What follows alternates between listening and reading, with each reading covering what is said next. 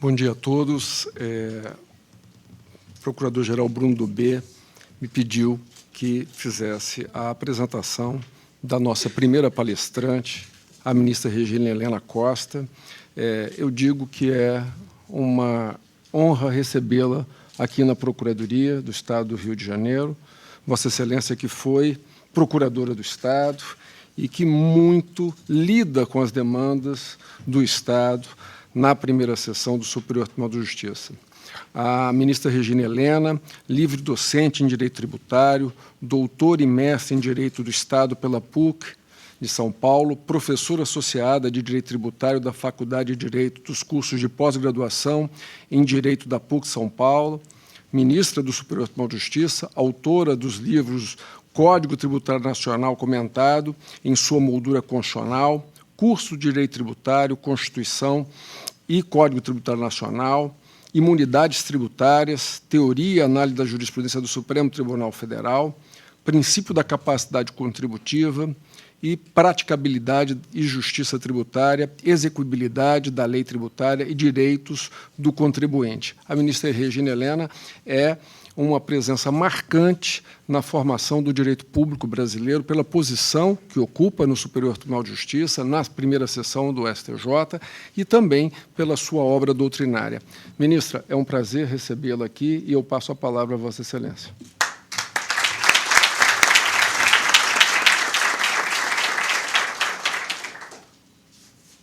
Muito bom dia a todos. Isso, muito bom dia a todos. Eu quero inicialmente agradecer a gentileza das palavras que me foram dirigidas, cumprimentar a todos os meus colegas de mesa. Eu faço aqui na pessoa do Procurador-Geral do Estado do Rio de Janeiro, Dr. Bruno Dubé, assim também como na pessoa do Dr. Anderson Schreiber, que dirige o Centro de Estudos da Procuradoria-Geral do Estado. Cumprimento o meu queridíssimo colega de magistratura, doutor Luiz Roberto Barroso, Supremo Tribunal Federal, assim também como o meu colega de tribunal, doutor Paulo de Tarso Severino, dizer da minha alegria de estar aqui para falar nesse painel com tão ilustres professores e advogados e com uma plateia tão seleta como essa dos procuradores do Estado do Rio de Janeiro. É uma grande satisfação para mim estar aqui. Eu vou fazer aquele papel da banda de rock desconhecida que faz o esquenta para as atrações principais. Não é? Então... Estou com medo do pessoal ir embora depois que você acabar. Então, minha fala vai ser muito singela, muito simples, muito mais provocativa de reflexão do que propriamente palestra ou querer ensinar alguma coisa, mas assim, eu me sinto exatamente nessa posição, mas eu acho legal, assim, me leva para uma juventude já perdida, né? Me leva de volta. Então, vamos lá. Muito bem, eu tive a felicidade de poder escolher o tema que eu iria tratar nessa minha breve fala. Me foi feita essa deferência pelo Dr. Bruno, pelo Dr. Anderson, e eu, obviamente, puxei, como a gente brinca, puxei a sardinha para o meu lado, porque resolvi falar de responsabilidade do Estado em matéria tributária. Como a área tributária é a minha especialidade, eu resolvi propor esse tema, que me foi gentilmente deferido pela organização do evento, tratar desse assunto. Então, eu estou chamando aqui de responsabilidade do Estado em matéria tributária, mas também se pode denominar de responsabilidade do Estado por dano tributário ou por ato tributário. Então, é um tema praticamente desconhecido. Praticamente desconhecido. Há pouquíssimas obras doutrinárias sobre esse assunto, a jurisprudência é escassa, e eu me senti aí provocada a estudar melhor isso. Então, fiquei muito feliz com a oportunidade, porque eu pude estudar mais a fundo esse assunto e trazer aqui algumas ponderações, algumas reflexões para compartilhar com todos. Muito bem, então estamos num assunto praticamente não estudado ou muito pouco estudado. Eu me lembro da pesquisa que fiz que um dos primeiros registros sobre esse assunto, sobre uma discussão em juízo acerca desse tema, foi feita pelo professor Eros Grau, ainda quando advogado, antes de ocupar a cadeira de ministro do Supremo Tribunal Federal. E o professor Eros foi contratado por uma empresa, uma destilaria uma destilaria de bebidas, para oferecer um parecer num litígio tributário. E a questão era a seguinte: a destilaria propôs uma ação de indenização contra o Estado de São Paulo, né, porque a Fazenda do Estado, ao responder a uma consulta efetuada pela contribuinte destilaria, a orientou de determinado modo acerca do momento em que seria o adequado para o recolhimento do então ICM. Estou falando ICM porque isso é prévio à Constituição de 88. Então, qual seria o momento adequado da destilaria efetuar o recolhimento do imposto? E a Fazenda do Estado a orientou de certo modo, ela passou a recolher da maneira como orientada, só que, posteriormente, a Fazenda do Estado de São Paulo passou a orientar todas as demais concorrentes dessa destilaria de maneira diversa. E o que resultou dessa situação foi que a destilaria que contratou o professor Eros acabava recolhendo o imposto antes do que as demais, do que as suas concorrentes. E ela chegou à conclusão de que isso está me trazendo um prejuízo, é um prejuízo concreto. Né? Eu estou pagando o imposto antes do tempo e, portanto, estou me privando de parte do meu patrimônio antes do tempo, enquanto os meus concorrentes podem pagar depois. Então, a Fazenda mudou de entendimento e ficou essa situação. Então, o parecer do professor Eros, que foi publicado, para terem uma ideia da época, foi publicado na Revista de Direito Tributário, número 43, uma publicação que nem mais existe. Era um periódico de direito tributário muito bom, mas não existe mais, há alguns anos foi extinta. E, em 1987, publicou esse parecer, que era do ano anterior. E o professor Eros concluiu, neste parecer, que a orientação contida em resposta à consulta tributária vincula o contribuinte e o fisco, né? Claro. Porquanto a consulta em matéria tributária consubstancia um direito do contribuinte à obtenção de certeza administrativa acerca de determinado assunto. Então, ele faz a consulta porque ele não quer errar, porque ele não quer cometer infração. Então, obviamente, quando o fisco responde, se vincula ao que está respondendo, né? Então, essa que foi a situação. Disse algo para essa destilaria, depois orientou a concorrência de maneira diversa.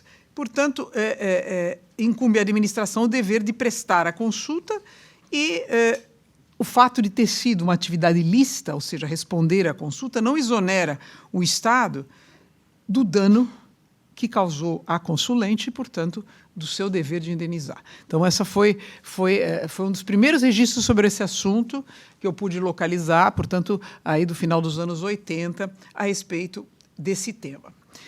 Também, ainda a título de introdução, é preciso registrar que nós estamos falando de responsabilidade do Estado e, obviamente, todos conhecem de que tipo de responsabilidade estamos tratando aqui nessa seara. Estamos falando da responsabilidade objetiva do Estado. Portanto, aquela em relação à qual se prescinde a discussão de culpa, certo? Então, naquela em que é suficiente o nexo causal entre a conduta estatal e o resultado danoso, fundada na teoria do risco administrativo. Portanto, estamos falando de risco administrativo e não de risco integral, claro, risco administrativo que admite, portanto, as excludentes conhecidas, né, que são a força maior, o fato de terceiro, eventual culpa da vítima, enfim. Então, nós estamos falando daquela responsabilidade padrão, das mesmas ideias, da mesma teoria de responsabilidade objetiva do Estado, que a Constituição acolhe no artigo 37, parágrafo 6º, dispositivo esse que é secundado por um preceito do Código Civil, que é o artigo 43. Então, aqui não há nenhuma novidade pelo fato de estarmos tratando ou de irmos tratar de responsabilidade do Estado em matéria tributária. Estamos falando de responsabilidade objetiva do Estado, como todos conhecem. Passando mais especificamente agora, já especificamente a esse âmbito tributário, também é preciso advertir que, embora se possa vislumbrar, como em outras searas igualmente, que a responsabilidade do Estado por dano causado pela atividade estatal pode advir dos três poderes. Então, eu posso ter responsabilidade do Estado advinda de atividade legislativa, posso ter responsabilidade do Estado advinda de atividade jurisdicional e posso, claro, ter a responsabilidade estatal decorrente de atividade administrativa. É justamente nesta que ocorrem quase a totalidade dos casos, das situações em que se possa suscitar o tema. Então, embora possa, repita-se, a atividade estatal possa causar qualquer uma das três, possa causar dano indenizável, o fato é que essa discussão surge praticamente toda ela em decorrência de atos executados ou praticados no exercício da atividade administrativa do Estado. Então, e nós vamos ver que nesse campo do dano tributário é exatamente nesse âmbito que isto vai acontecer também, o que confirma o que é o padrão desse assunto.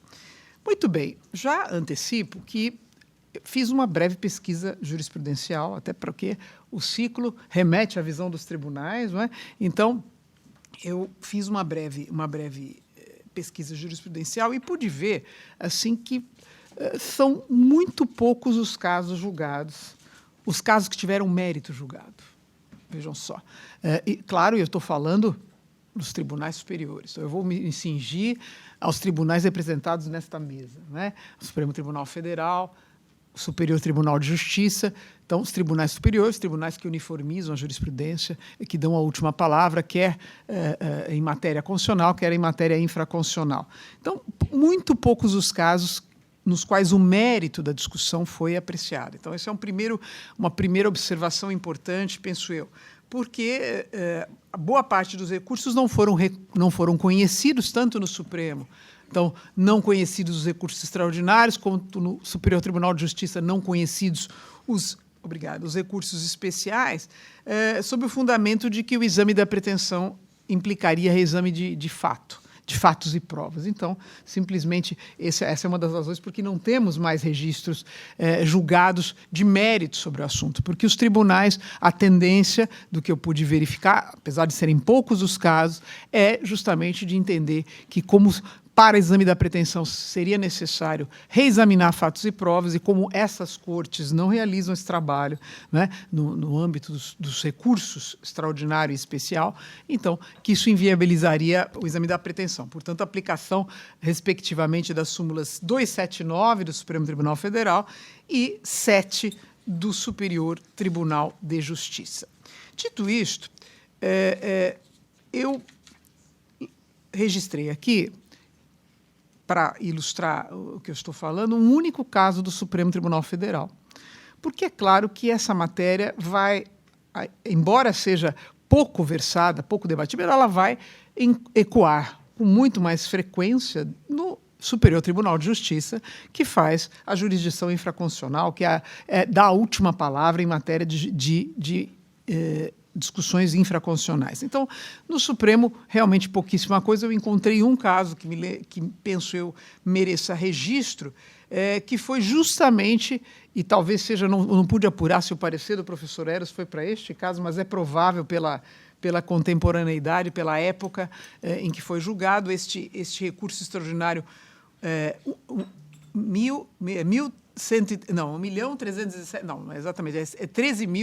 131.741, o número é tão baixo que eu me atrapalhei aqui. É 131.741 de São Paulo, que foi julgado em 1996.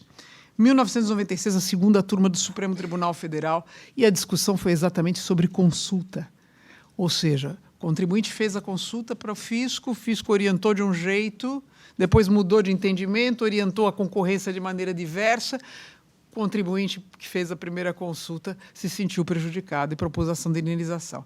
Então, neste recurso extraordinário, que teve como relator o ministro Marco Aurélio, repito, julgado em 9 de abril de 1996, por uma destilaria, por isso que eu acho que é bem provável que seja a mesma do parecer do ministro Eros. Então, tributário, consulta e indenização por danos causados, ocorrendo resposta à consulta feita pelo contribuinte e vindo a administração pública via o fisco a evoluir, ou seja, a mudar de ideia, não é? Impõe-se-lhe a responsabilidade por danos provocados pela observância do primitivo enfoque. Então, este acórdão do Supremo Tribunal Federal reconhecendo a responsabilidade do Estado nessa típica situação. Eu aqui faço um parênteses, eu tive a oportunidade de trabalhar numa comissão do Supremo Tribunal Federal e do Senado, que nós concluímos o trabalho há pouco, a respeito de propostas de anteprojetos para aperfeiçoar o processo administrativo de um lado e, de outro lado, o processo administrativo e judicial tributário. fui designada pelo ministro Fux, então presidente do Supremo Tribunal Federal, e o senador Rodrigo Pacheco, presidente do Senado, e nós estamos incluindo lá uma mudança no Código Tributário Nacional para prever o efeito vinculante da consulta, né? Porque isso já foi debatido, veja, desde aquela época, até para gerar indenização, eventualmente. Então, isso não está expresso em lugar nenhum, embora a melhor doutrina sempre o tenha dito, a jurisprudência, mas a ideia foi deixar claro que, uma vez que o fisco responde a uma consulta, ele se vincula aos fundamentos e à conclusão que apresentou, né, de maneira a que os contribuintes possam ter segurança jurídica de seguir aquela orientação e não serem posteriormente punidos, né? Ou seja, de se reconhecer que eles tenham cometido uma infração porque seguiram a orientação apresentada. Pois bem, fecho o parênteses e digo que, em outros casos em que se buscou o exame do Supremo Tribunal Federal sobre esse tema, a responsabilidade do Estado por dano tributário, esses outros casos que eu pude localizar realmente não foram, os recursos não foram conhecidos, se aplicou a súmula 279, por exemplo, em caso de dano moral decorrente de protesto de débito tributário. Então, aqui tem um julgado, esse é um julgado, um agravo regimental no recurso extraordinário, relator ministro Fux, 2022, esse é um caso recente, tá certo? Um outro caso mais antigo, da relatoria da ministra Carmen Lúcia, de 2014, também não se conheceu do recurso extraordinário pela aplicação dessa súmula, dano em razão da anulação de pena de perdimento. Aqui já é mais aduaneiro que tributário, mas vejo, houve perdimento de bens decretado, depois anulou-se, e o contribuinte foi buscar a indenização, mas o Supremo não entrou, né, no exame de mérito por entender que seria necessário examinar a prova, e isso cabe às instâncias ordinárias. Portanto, toda vez que houver discussão relativa à reavaliação de fatos e provas, são as duas instâncias ordinárias que têm que resolver, portanto, deve transitar com o entendimento fixado nas cortes de apelação. Muito bem. Passo, então, ao Superior Tribunal de Justiça, e é aqui que nós vamos ter mais casos, mais variedade, eu diria, não mais variedade, mas mais ocorrências, eu diria. Então, variedade não existe muita. Bom, no Superior Tribunal de Justiça, também há registros, como eu disse de início, de aplicação da súmula que diz, olha, matéria fática, matéria de prova, este tribunal não pode exercer essa função em sede de recurso especial, portanto, aplica a súmula 7. Isso se fez, em alguns casos, de indevida inscrição do contribuinte em dívida ativa e posterior ajuizamento da execução fiscal. Então, por erro, por lapso, enfim, há a inscrição em dívida ativa, há o ajuizamento da execução fiscal, depois se percebe que o débito não existia. Não é? Portanto, o contribuinte vai buscar a ação de indenização. Casos como esse, alguns casos não foram conhecidos, recurso especial não foi conhecido. Também, autuação fiscal indevida, então, lavra-se o auto de infração e imposição de multa em relação ao contribuinte, e depois se verifica que houve erro, que houve equívoco, pode haver até má-fé, eventualmente, mas o fato é que não havia infração e não poderia haver a punição. Isso também houve hipóteses em que o tribunal não julgou o mérito, mas também, contraditoriamente, eu diria, há casos em que o Superior Tribunal de Justiça julgou recursos mesmo em se tratando de execução fiscal indevida. Então, vejam só, a oscilação da jurisprudência no tribunal, que não é uma coisa boa, porque há casos, situações iguais foram decididas de maneiras distintas. Então, em alguns casos, o recurso especial foi conhecido e apreciado seu mérito. Em outros casos, o recurso especial não foi conhecido, sobre a mesma hipótese, mesma situação fática. Então, aqui eu tenho alguns para registrar. Primeiramente, o recurso especial 904.330 da Paraíba, julgado em 2008, relator ministro Luiz Fux. Esse foi um dos primeiros, não foi o primeiro, mas um dos primeiros casos em que se reconheceu a responsabilidade do Estado em caso de execução fiscal indevida. Então, aqui a ementa registra responsabilidade civil do Estado, danos morais. Artigo 37, parágrafo 6º, o ajuizamento indevido de execução fiscal poderá justificar o pedido de ressarcimento de danos morais quando ficar provado ter ocorrido abalo moral. Olhem só, como ficar provado ter ocorrido abalo moral. A ementa registra mais adiante inequívoca responsabilidade estatal consoante a legislação infraconstitucional e à luz do 37, parágrafo 6º, né, da Constituição, bem como a escorreita imputação dos danos morais. Né? Então, e aqui remete ao texto do acórdão da Corte de Apelação. Verificado que contra o autor foi movida a ação de execução fiscal para a cobrança do crédito tributário correspondente, em razão da indevida inscrição do seu nome em dívida ativa, não há como desconsiderar a participação, no caso era uma execução fiscal federal, da União no dano causado ao demandante. No caso presente, o autor sofreu não só constrangimento, mas indignação e revolta ante o fato de ter sido processado por inscrição indevida de débito na dívida ativa, entendendo-se que ficou caracterizada a responsabilidade civil por danos morais. Então, vejam, esse é um caso de outros também, em que o tribunal superou a súmula 7, afastou a aplicação da súmula e entendeu que podia examinar que não era caso de revolvimento de matéria fática e adentrou ao mérito. Um outro caso posterior aqui é o recurso especial 1.139.492 da Paraíba, relator ministro Mauro Campbell, segunda turma 2011. E aqui, vejam só, extrai-se da ementa, mesma situação, ajuizamento indevido de execução fiscal. O ajuizamento de execução fiscal para a cobrança de valor já quitado ou débito, cuja inexistência deveria ser do conhecimento da Fazenda Pública. Então, aqui, caso grave mesmo, estava pago, não poderia, foi um erro grave, mas é isso que está se extraindo desse caso, por si só faz presumir a ocorrência de dano moral.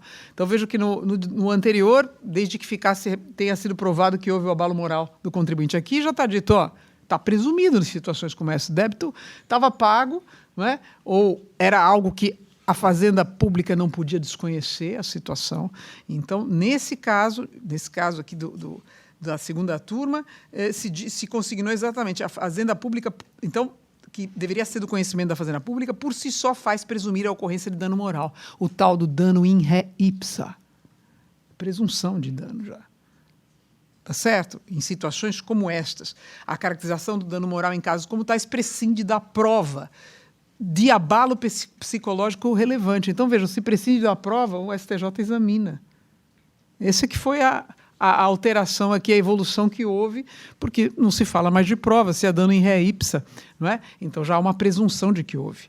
Esse mesmo entendimento foi chancelado uma vez mais adiante, em 2018, um outro julgado, este também da segunda turma, recurso especial 1.755.463 de São Paulo, teve como relator o ministro Herman Benjamin, em que se ratificou essa ideia, né, de que ocorre a responsabilidade civil do Estado em execução fiscal indevida quando o crédito estava quitado, portanto, uma dessas hipóteses mais graves, o dever de indenizar dano moral in re ipsa. Certo? Então, houve uma evolução aqui e, com isso, o tribunal passou, pelo menos nessas hipóteses mais gritantes, a afastar a aplicação da súmula 7, portanto, conhecer do recurso especial e examinar o mérito. Muito bem. Fora disso, aqui eu trago já mais a título de fecho um caso que eu tive a oportunidade de julgar, de participar do julgamento, e que foge desse padrão da execução fiscal indevida, da autuação fiscal indevida, enfim, foge desse padrão, ou da consulta que levou a uma orientação posteriormente modificada. Trata-se de um caso em que se tem uma situação muito distinta, embora aqui uma situação de tributação federal, mas eu acredito que seja também interessante colocar aqui para os procuradores do Estado do Rio de Janeiro, que é a seguinte, envolve o imposto de importação. Envolvia o imposto de importação. O imposto de importação, todos sabem, é um imposto que tem um regime jurídico peculiar, porque ele não observa nenhum princípio, nenhuma regra de anterioridade, né? Porque ele pode ser alterado no curso do exercício, ele não precisa esperar os 90 dias, a anterioridade nonagesimal. Enfim, ele pode ser alterado porque ele tem uma função regulatória e extrafiscal, ou extrafiscal marcante. Não é? Então, ele é muito mais um instrumento de regulação de comércio exterior do que propriamente um mecanismo de arrecadação, de geração de receita para a União. Todos sabem disso. Também sabem que até o princípio da legalidade em relação a esse imposto tem uma tessitura mais plástica, vamos dizer assim, mais atenuada, porque é possível alterar as alíquotas do imposto de importação, é deferido ao chefe do executivo alterar as alíquotas do imposto de importação, não é, dentro dos parâmetros legais, mas, ou seja, não há necessidade de que lei venha dizer qual é a alíquota, é possível fazer essa alteração. Muito bem. Então, dentro desse contexto, o que aconteceu, resumidamente, né? E eu faço registro desse caso, é o recurso especial 1.492.832 do Distrito Federal.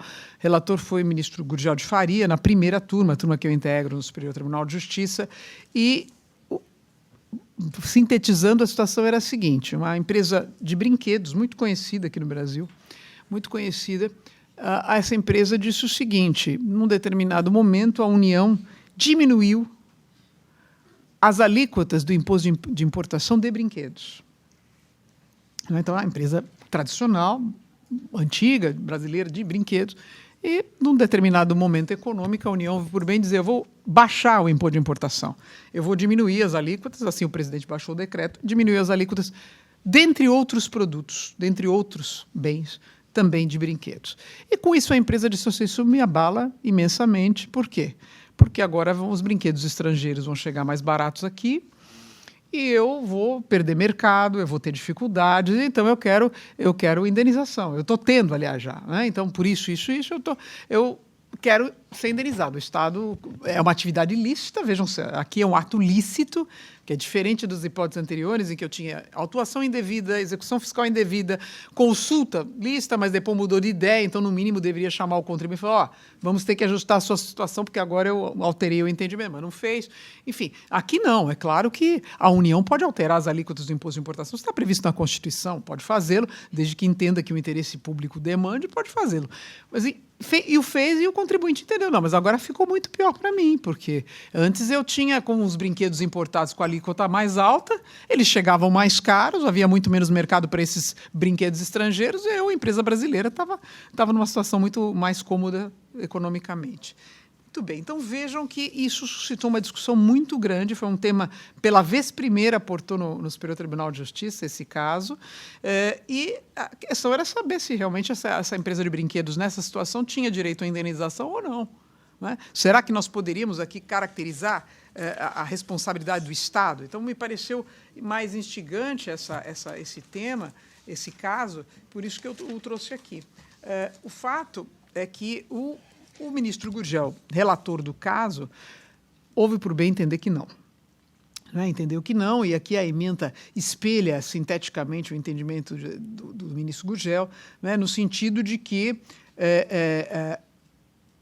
com a alteração de alíquotas, não houve a demonstração por parte da empresa desse dano, não é? Que o impacto econômico financeiro que essa modificação na tributação provocou, isso seria algo do risco da atividade empresarial, porque isso é possível, é lícito fazer, não é? E ainda anotou que não se verifica o dever do Estado de indenizar eventuais prejuízos financeiros do setor privado decorrentes da alteração de política econômico-tributária, no caso de um ente público não ter se comprometido formal e previamente por meio de determinado planejamento específico. Não houve um compromisso: olha, nós vamos manter a alíquota assim por tanto tempo, você pode fazer investimentos que você vai ter segurança jurídica para atuar.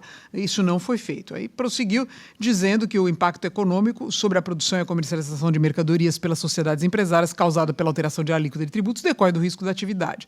E ainda acrescentou que, como o imposto tem finalidade extrafiscal, como lembrei há pouco, a portaria do Ministério da Fazenda que veiculou isto, veiculou esta alteração, né, porque o presidente pode delegar para o ministro da Fazenda fazer a alteração, a alíquota do imposto de importação para os produtos nela relacionados foi de conformidade com a lei, sem nenhum problema, enfim, sem poder se falar em quebra do princípio da confiança. Então, o ministro Gurgel votou, portanto, para rejeitar o pleito indenizatório da empresa de brinquedos.